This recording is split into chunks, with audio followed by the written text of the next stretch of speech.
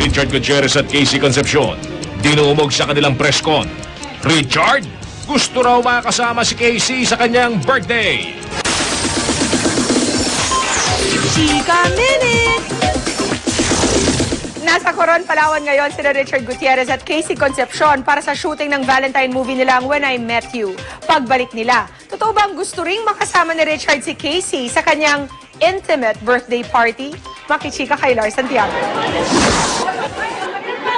Misturang premiere night sa dami ng dumagsang fans ang nangyari sa press conference noong Sabado ng gabi para sa pelikulang When I Met You ni na Richard Gutierrez at Casey Concepcion. Pagbaba pa lang ni na Richard at Casey sa sakyan, dinumog na sila nang nagtitili ang tagahanga.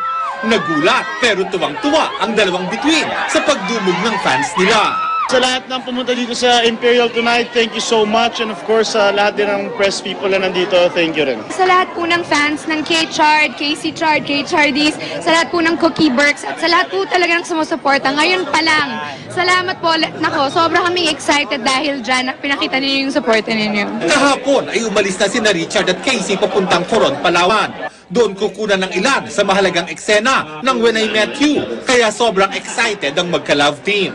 Sa 5 araw na pananatili nila roon, may 1 araw na libre sina Casey at Richard, kaya bago pa man sila umalis, nagplano na sila.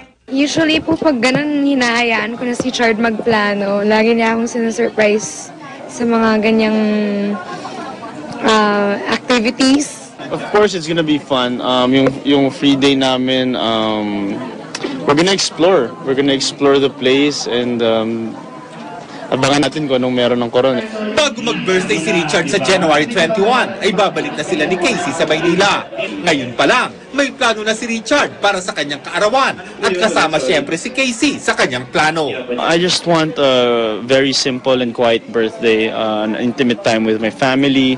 Of course, Casey's invited and some people from GMA, Regal, and other showbiz personalities are invited. But it's gonna be very intimate.